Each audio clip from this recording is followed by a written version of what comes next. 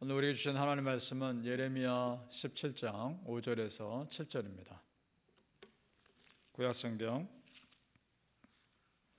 예레미야 17장 5절에서 7절까지 말씀 1077페이지에 있습니다. 우리 함께 같이 읽겠습니다. 시작. 여호와께서 이와 같이 말씀하시니라. 무릇 사람을 믿으며 육신으로 그의 힘을 삼고 마음이 여호와에게서 떠난 그 사람은 저주를 받을 것이라. 그는 사막의 떨겨나무 같아서 좋은 일이 오는 것을 보지 못하고 광야 간조한 곳 건건한 땅 사람이 살지 않는 땅에 살리라. 그러나 무릇 여호와를 의지하며 여호와를 의뢰하는 그 사람은 복을 받을 것이라. 아멘. 이 새벽 예배하신 하나님의 은혜가 우리 성도님들께 함께 하시기를 예수님 이름으로 축복합니다. 아멘. 자, 오늘 말씀은 축복과 저주의 분명한 대조를 이룹니다. 우리 하나님 축복하실 수도 있고 우리 하나님 심판하실 수도 있습니다. 그 축복과 저주의 갈림길에서의 선택은 우리 몫입니다. 우리는 얼마든지 축복된 삶을 살 길이 있고 또 얼마든지 저주의 삶을 살아갈 위험도 가지고 있습니다. 5절을 다시 보시죠. 여호와께서 이와 같이 말씀하시니라. 무릇 사람을 믿으며 육신으로 그의 힘을 삼고 마음이 여호와에게서 떠난 그 사람은 저주를 받을 것이라. 아멘. 자, 조심해야 될 것들이 몇 가지 나옵니다. 사람을 믿으며 라는 말을 먼저 봅니다. 하나님보다 사람을 더 의지하는 것을 말하는 겁니다. 평소에는 모릅니다. 내가 하나님을 더 의지하는지 사람을 더 의지하는지 평소에는 모릅니다. 위기를 닥쳐보고 문제 앞에 섰을 때 내가 정말 하나님을 더 의지했었는지 사람을 더 의지했었는지 그때 드러나게 되어 있습니다. 성도님들, 사람은 사랑할 대상이고 오직 우리가 믿을 분은 하나님밖에 없음을 믿으시길 바랍니다. 그래서 바로 다음 내용으로 이어지는 것이 육신으로 그의 힘을 삼고라고 되어 있습니다. 육신의 힘을 의지하는 것이 사람 믿는 겁니다. 그 다음 또 이어지는 말이 마음이 여호와에게서 떠난 사람이라고 말합니다. 사람을 더 신뢰하니까 당연히 마음이 여호와에게서 떠난 것입니다. 그러니까 다 연결되어 있습니다.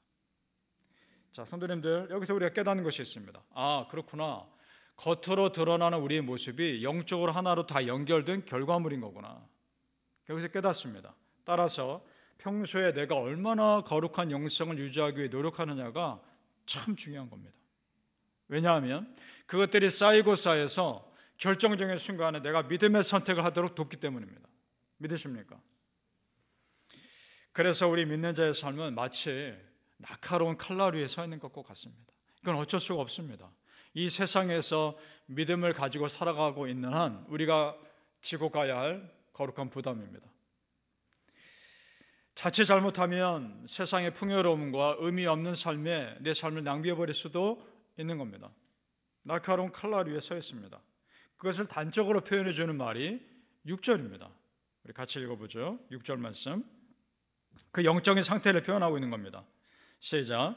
그는 사막의 떨겨나무 같아서 좋은 일이 오는 것을 보지 못하고 광야 간조한 곳 건건한 땅 사람이 살지 않는 땅에 살리라. 아멘.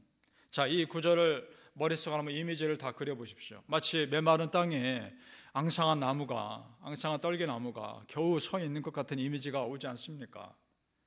이것과 반대되는 이미지가 시편 1편에 나옵니다. 시편 1편에 하나님이 축복하는 사람을 그려내는 이미지가 나옵니다. 그때 어떤 구절이 있느냐? 1편 3절에 그는 시냇가에 심은 나무가 철을 따라 열매를 맺으며 그 잎사귀가 마르지 아니함 같으니 그가 하는 모든 일이 다 형통하리로다. 아멘. 자, 6절, 오늘 우리가 조금 전에 읽은 6절에 사막의 떨겨나무와 시편 1편에 시냇가에 심은 나무가 완전히 반대되는 이미지입니다. 그 시냇가에 심겨진 나무는 물이 풍성하니까 때를 따라 열매를 맺고 잎사귀가 마르지 않습니다. 완전히 반대되는 이미지입니다. 하나님의 축복의 울타리 안에 있는 사람이 그렇다는 겁니다. 우리 성도님들, 정말 이 자리에 계신 한 분 한 분의 삶이 시냇가에 심기는 나무 되시길 축복합니다. 철을 따라 열매를 맺으시고 잎사귀가 마르지 않는 은혜를 누리시길 정말 축복합니다. 아멘. 우리가 여호와 하나님께 꼭 붙어 있어야 할 이유가 생명의 근원이 나 하나님이시기 때문입니다. 믿습니까? 아멘. 따라서 내 스스로를 항상 점검해 봐야 합니다. 내가 하나님과 가까이 있는가? 아니면 멀어지고 있는가? 내가 하나님과 멀어지고 있는데도 내 스스로를 속이며 산 사람, 내가 하나님과 가까이 있는 것처럼 착각하며 산 사람들이 이스라엘 백성들 아닙니까? 정말 믿음의 사람들은 조금만 하나님과 내가 멀어져도 자기 스스로 못 견딥니다. 바울이 로마서에서 이런 고백합니다. 로마서 7장 24절에 오라 나는 공고한 사람이로다. 이 사망의 몸에서 누가 나를 건져내랴. 그러니까 조금의 빈틈도 자기가 못 견디는 겁니다. 성도님들, 우리가 하나님께 붙어 있어야 삽니다. 요한복음 15장 4절에서 5절에 그 유명한 비유가 나오죠. 포도나무 비유. 포도나무와 가지 비유가 나옵니다. 들어보십시오. 가지가 포도나무에 붙어있지 아니하면 스스로 열매를 맺을 수 없음같이 너희도 내 안에 있지 아니하면 그러하리라. 나는 포도나무여 너희는 가지라. 그가 내 안에 내가 그 안에 거하면 사람이 열매를 많이 맺나니 나를 떠나서는 너희가 아무것도 할 수 없습니다. 아멘. 성도님들, 우리는 그저 가지입니다. 내가 잘해서 열매 맺은 거 아무것도 없습니다. 그저 예수님께 붙어 있었기 때문에 여기까지 살아온 겁니다. 믿으십니까? 사랑하는 성도님들, 오늘도 우리 하나님께 더 가까이 계셔서 풍성히 열매 맺는 삶 사시기를 예수님의 이름으로 축복합니다. 아멘. 자, 우리 하나님께서 우리 성도님들을 정말 축복하길 원하시는 걸 믿으십니까? 아멘. 분명합니다. 우리 하나님 백성이, 하나님께서 이스라엘 백성이 잘 되기 위해서 잠시 회초리를 드신 것처럼 우리가 정말 잘 되기 위해서, 축복하기 위해서 하나님을 떠난 삶이, 저주의 삶이 얼마나 심각한 것인지를 잠깐 보여주신 겁니다. 우리는 지금 그래서 5절 말씀을 반대로 읽어야 됩니다. 여러분 5절을 한번 눈으로 보십시오. 제가 반대로 읽을 테니까 한번 눈으로 따라오면서 들어보시기 바랍니다. 여호와께서 이와 같이 말씀하시니라. 무릇 하나님을 믿으며 성령님으로 그의 힘을 삼고 마음이 여호와에게 붙어있는 그 사람은 축복을 받을 것이라. 아멘. 믿으십니까? 이렇게 읽어야 되는 겁니다. 이 선포들이 되시길 축복합니다. 그래서 그걸 정리한 것이 7절 아닙니까? 7절 말씀 같이 읽어보겠습니다. 7절 시작.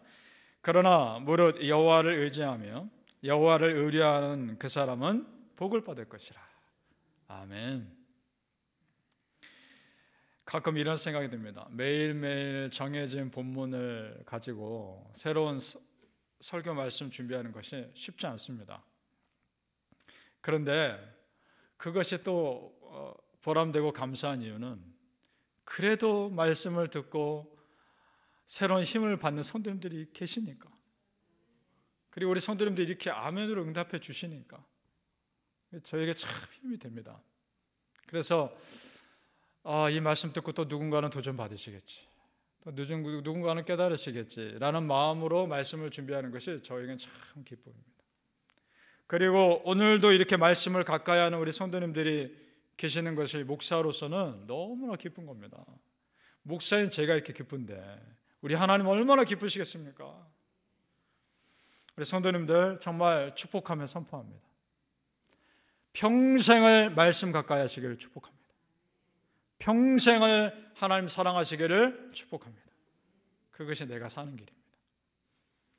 우리가 말씀 가까이 하고 말씀 주인이신 여호와 하나님을 가까이 함이 축복인 이유는 그 말씀이 메마른 내 마음을 촉촉하게 적시기 때문입니다. 믿으십니까? 13절 말씀 우리 같이 읽어보죠. 13절 시작.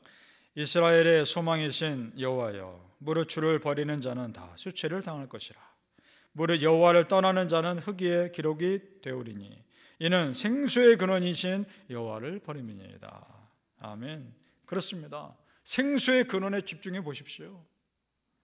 내 목마름을 채울 수 있는 생수의 근원은 오직 여호와 하나님이십니다. 믿습니까?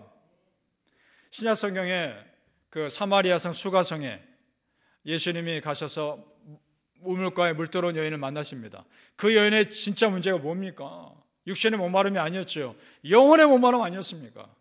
그 영혼의 목마름을 예수님이 채워주십니다. 하나님이신 예수님이 목마름 채워주십니다. 따라서 성도님들, 여호와 하나님을 가까이 하는 것이 여러분에게 복입니다. 아멘. 시편 73편 28절에 이런 말씀이 있습니다. 하나님께 가까이 함이 내게 복이라. 내가 주 여호와를 나의 피난처로 삼아 주의 모든 행적을 전파하리라. 아멘.